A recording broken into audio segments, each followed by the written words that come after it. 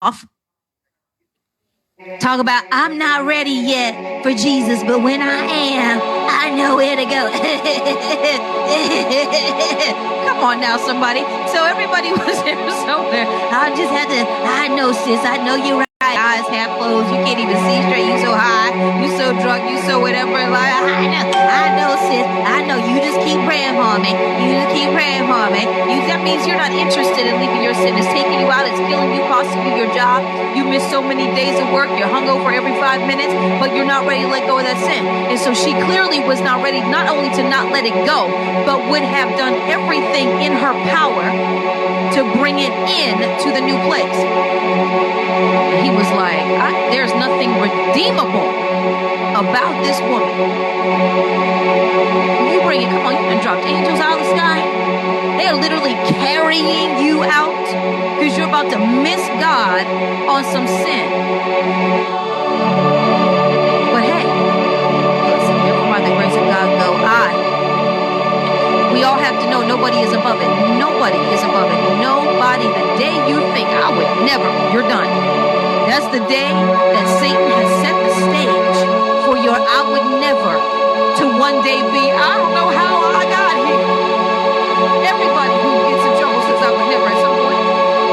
I would never be an alcoholic. I would never allow myself to go bankrupt gambling. I would never be so stupid that I would date somebody. I would never stay with somebody that's abusive. I would never. All these people said I would never. Enemy of your soul. Got you bound up so tight, you can't go anywhere. And this is why we're working on the soul, to heal those deficits. If you have not taken in Christ University, I know there's one. She said, my God. There's a couple people who are here. You need to take biblical psychology. You can take it without fully enrolling, right, Danielle? Without fully enrolling in the university. You do need to sign up. We need to get your information on the books. But you don't have to go through the full enrollment process that you would to enroll in a degree program. Biblical psychology addresses the soul according to how the Creator made it. She talks about, I'm going to say episode 1. It's episodic. Lesson 1. Soul tears. No, and what else did she talk about? So the bliss fix. The bliss fix. First of all, full pride in the first class. I'm going to talk about Dr. D. Gill for just a minute here. In the class after class, she just skate out the door. Just polite, very polite, and be out. And one day we were like, what you know? I had to go. Listen, I just had to go and pray. I had to recover. I had to sit. People after class would just walk out the door. And have to, because the reality of the soul, that class is so powerful. You can put it up there on the lower third, Rachel, if you haven't already. Okay, biblical psychology. I think she might be looking up the link at Price.University. You can just put biblical psychology at Price.University. Y'all can get through it. I'll tell you what, biblical psychology. Now let me tell you something. Biblical psychology is not a Bible study course. What is it not? A Bible study course. You have homework that will challenge you. People are slightly wrong. This is school. Yeah. Biblical psychology is a full class.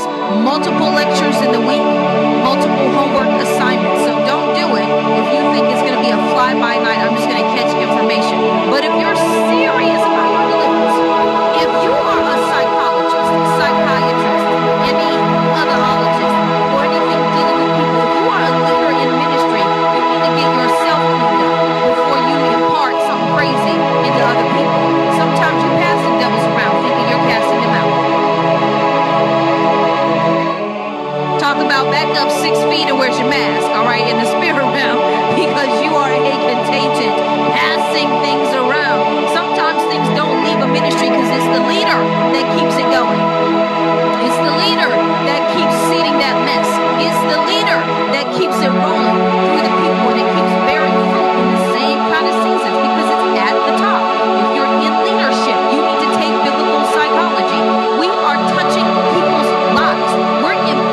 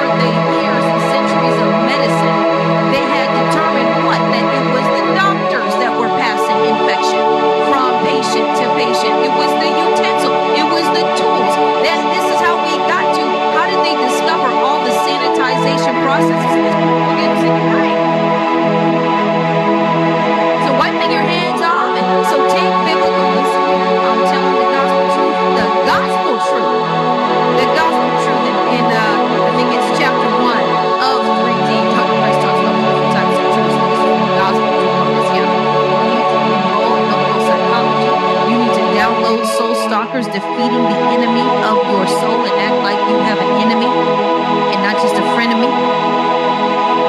You know, I just kick it with my frenemy, Soul Stalker. The devil's going to be the friend. They certainly do. They're going to be the friend that you don't see as enemy. That's right. Let's start over. He's holy. Yes. I'm excited about today. You were just all on fire and damn. I mean, I think that apostleship was growing up. I think so. Somebody turn up the flame. Well, you know, it doesn't really start kicking until you're about 3-4 years in it, because you have to get to the top of things, walk around and explore the place. I agree. Yeah, because in the beginning, it's like, who am I? What am I? How am I? Why am I? Where am I? What happened? Oh my. My. But, you know, and so I appreciate it. One of the things that we don't get about the fivefold, but because I'm a proponent of the threefold, is the entire package. Just what's reading in 1 Corinthians 12, 28. The fivefold is what it dismisses to, because the threefold is about the whole complement.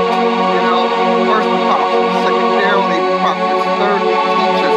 After that, Right.